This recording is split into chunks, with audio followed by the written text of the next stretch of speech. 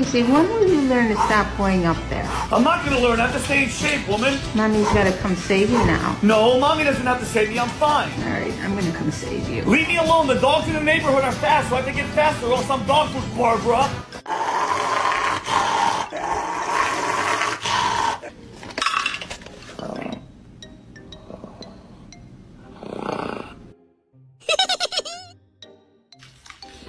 Oh my goodness.